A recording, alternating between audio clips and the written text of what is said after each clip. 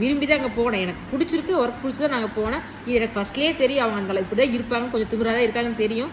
இருந்தாலும் பரவாயில்ல, நமக்கு ஒர்க் பிடிச்சிருக்கு, அதனால போகலான்னு சொல்லி நான் நல்லா பிரச்சனையிலே எடுத்துக்கல, நான் போயிட்டேன். அங்கே தான் போகிறேன்.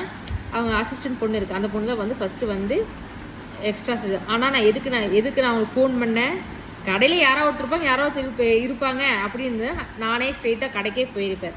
எதுக்கு நான் ஃபோன் பண்ணிட்டு போகிறேன், அந்த அக்கா தான் எடுக்கணும்னு நான் ஃபோன் பண்ணி போகிறேன். அப்படி இருந்துமே அவங்க அசிஸ்டன்ட் பொண்ணை வச்சு எக்ஸ்ட்ராஸ் எடுக்க சொல்லி அந்த பொண்ணு வந்து எனக்கு வந்து எக்ஸ்ட்ராஸ் எடுத்து விட்டுருக்கு. எக்ஸ்ட்ராஸ் எடுத்து விட்டுச்சு. நான் சொல்கிறேன் அந்த பிளேட்டை, தங்க கொஞ்சம் ப்ராடாக இருக்கா அப்படின்னு சொல்லி நான் சொல்கிறேன் பாப்பாட்ட. அந்த பொண்ணு நான் தொடவே இல்லை, நான் வந்து ஷேப்பில் நான் தொடவே இல்லை, எக்ஸ்ட்ராஸ் மட்டும் தான் எடுக்கிறேன் அப்படின்னு.